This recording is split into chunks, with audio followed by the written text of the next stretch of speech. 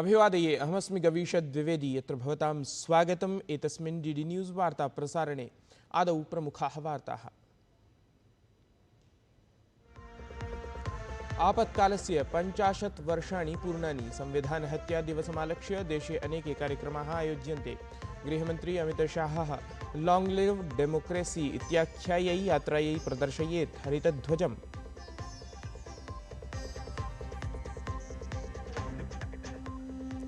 रक्षामंत्री राजनाथ सिंह चीनदेशस्य किंगदाओ इत्यत्र आयोज्यमाने SCO इत्येतस्य समूहस्य रक्षामन्त्रिणाम् उपवेशने भवेत् सम्मिलितः।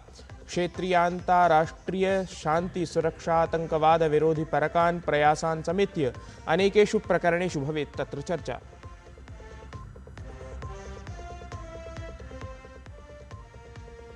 ऑपरेशन सिंधु इत्येतस्य विशेषाभियानस्य अन्तर्गतं 82,200 भारतीयानाम् एकः इतोपि समूहः स्वदेशं प्रत्यावर्तितः।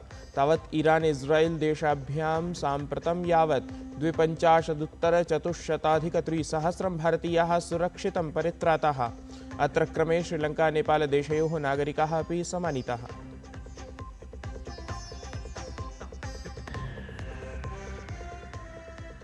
ईरान देशस्य परमाणुस्थलानां ध्वंसनार्थं कृतः संयुक्तराज्य अमेरिका देशस्य प्रयासः असफलः।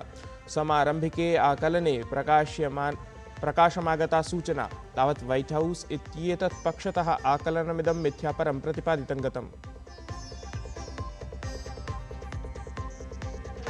नीरज चोपड़ा इत्येषः ओस्ट्रावा गोल्डन स्पाइक इत्याख्ये द्वन्द्वे अर्जितवान् स्वर्णपदकम्। उत्कृष्टेन कुन्तकक्षेपेण समं प्राप्तवान् शीर्षस्थानम्। श्रृङ्खलायाम् एतस्यां नीरज चोपड़ा इत्येतस्य एषः अस्ति अनुक्रमं द्वितीयः जयः।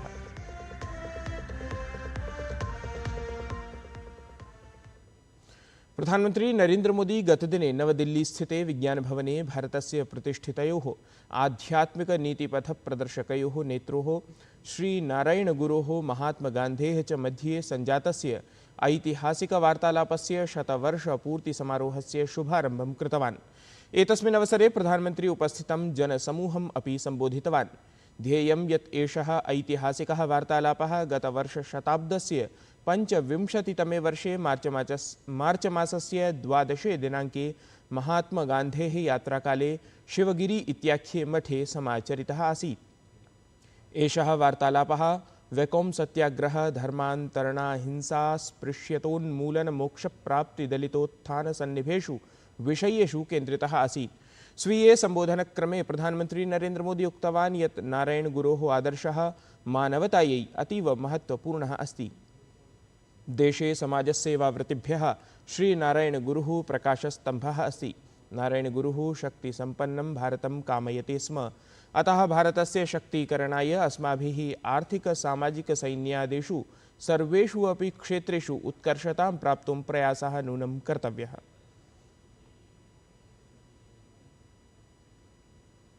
श्री नारायण गुरु एक सशक्त भारत चाहते थे। भारत के सशक्तिकरण के लिए हमें आर्थिक, सामाजिक और सैन्य हर पहलू में आगे रहना है। आज देश इसी रास्ते पर चल रहा है। भारत तेजी से दुनिया की तीसरे नंबर की इकोनॉमी बनने की तरफ बढ़ रहा है। गत वर्ष शताब्दस्य 75तमे वर्षे जून मासस्य 25 दिनाङ्के घोषितः आपत्कालः भारतस्य स्वतन्त्रतायाः अनन्तरम् इतिहासस्य सर्वाधिककृष्णाध्यायेषु एकः अस्ति। तावत् आपत्कालप्रवर्तनस्य 50 वर्षपूर्तिमालक्ष्य केन्द्रीयसंस्कृतिमन्त्रालयः दिल्लीप्रशासनस्य सहयोगेन अद्य नवदिल्लीस्थिते त्यागराज स्पोर्ट्स् काम्प्लेक्स् इत्येतस्मिन् क्रीडाङ्गणे संविधानहत्यादिवसं परिपालयेत्। एतस्मिन् कार्यक्रमे केन्द्रीय गृह सहकारिता मंत्री अमित शाहः मुख्यातिथित्वेन सम्मिलितः भवेत्। कार्यक्रमे केन्द्रीय गृहमंत्री अमित शाहः स्वयंसेवकैः प्रवर्तमानां लॉन्ग लिव डेमोक्रेसी इत्याख्यां यात्रां हरितध्वजां प्रदर्श्य समारभेत। एषा यात्रा सकले अपि देशे संवैधानिकमूल्यानां लोकतान्त्रिकाधिकाराणाम् अथ आपत्कालेन प्राप्तानां जागरूकताविषयाणां प्रसारं करिष्यति।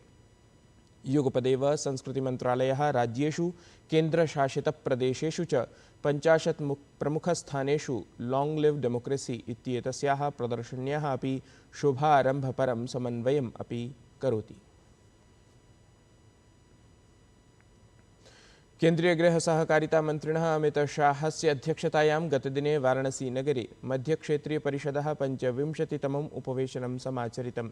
एतस्मिन् उपवेशने उत्तरप्रदेशस्य मुख्यमंत्री योगी आदित्यनाथः, मध्यप्रदेशस्य मुख्यमंत्री मोहन यादवः, उत्तराखण्डस्य मुख्यमंत्री पुष्कर सिंह धामी अथ छत्तीसगढ़-राज्यस्य मुख्यमंत्री विष्णुदेव सायः च उपस्थिताः अभवन्। सहैव अत्र उपवेशने चतुर्णां राज्यानां मुख्यसचिवाः, नीति आयोगस्य प्रतिनिधयः, अन्ताराज्यीय परिषदः सदस्याः अथ अन्ये वरिष्ठाः अधिकारिणः अपि उपस्थिताः आसन्।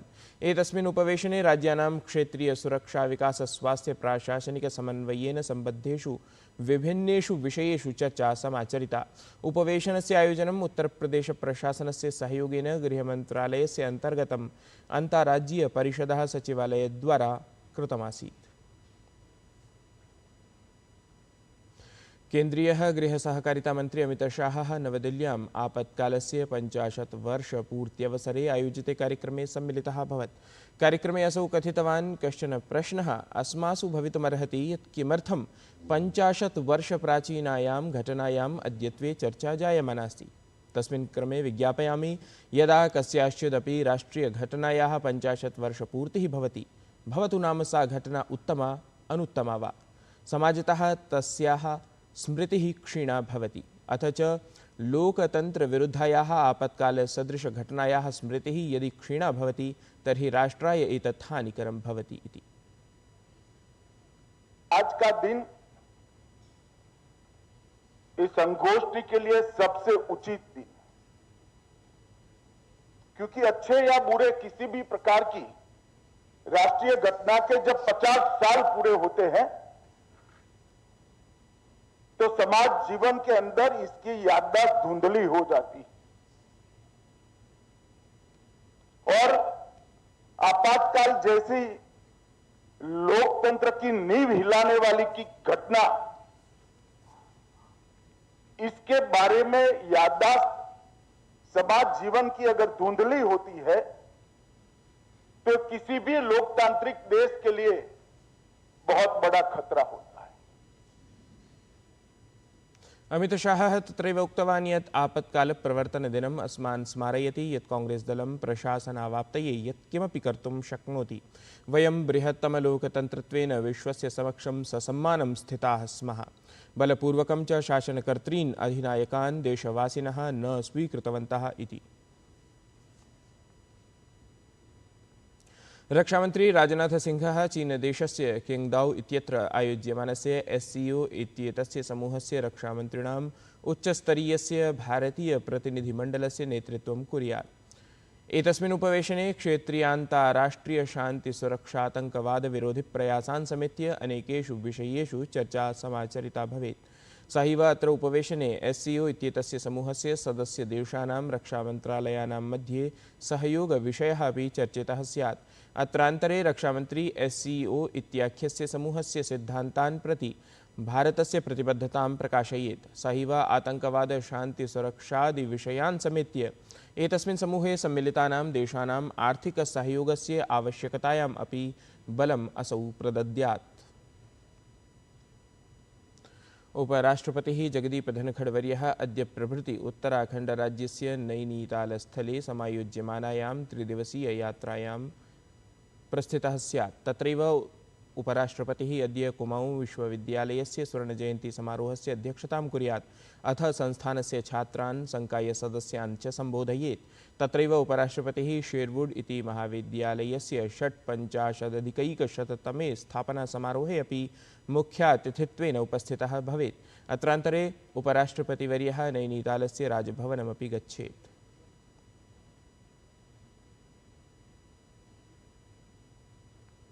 प्रधानमंत्री नरेंद्र मोदी मॉरिशस देशस्य प्रधानमन्त्रिणां डॉक्टर नवीनचंद्र रामगुलाम इत्येतेन समं दूरभाषिकं संवादं कृत्वा भारत-मॉरिशस देशयोः मध्ये विशेषसम्बन्धेषु सविशेषं ख्यापितवान्। संवादावधौ विकास सहभागिता, क्षमता निर्माण, रक्षा, सामुद्रिक सुरक्षा, आंकिकीयाधारभूत संरचनाः समेत्य विभिन्नेषु क्षेत्रेषु प्रवर्तमाने सहयोगविषये असौ चर्चां कृतवान्। अत्रान्तरे प्रधानमन्त्री मोदी एकादशान्ताराष्ट्रिययोगदिवसावसरे प्रधानमन्त्रिणः रामगुलामस्य सहभागितां हृदयेन प्रशंसितवान्। सहैव प्रधानमन्त्री मोदी प्रधानमन्त्रिणं रामगुलाम इत्येतं भारतम् आगन्तुम् अपि निमन्त्रितवान्।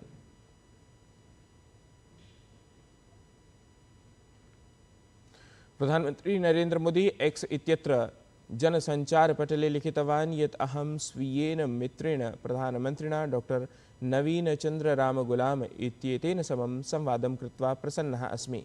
आवाभ्यां भारत मॉरिशस संवर्धित रणनीतिक सहभागिता क्षेत्रीय विकासं च उद्दिश्य विचारादानप्रदानं कृतम्। मॉरिशस देशः भारतस्य संकल्पानुगुणम् एकः प्रमुखः सहभागी देशः अस्ति। ईरान इस्राएल देशयोः संघर्षस्थितौ ईरान देशे अवरुद्धाः 82,200 संख्याकाः भारतीयाः भारतप्रशासनेन तेहरान्तः विशेषविमानेन भारतं प्रति आनीताः। रात्रौ प्रायः पादोन 12 वादने इन्दिरागान्ध्यान्ताराष्ट्रियविमानपत्तने प्राप्ते विशेषविमाने विभिन्नेभ्यः राज्येभ्यः 82,200 संख्याकाः भारतीयाः आरूढाः आसन्।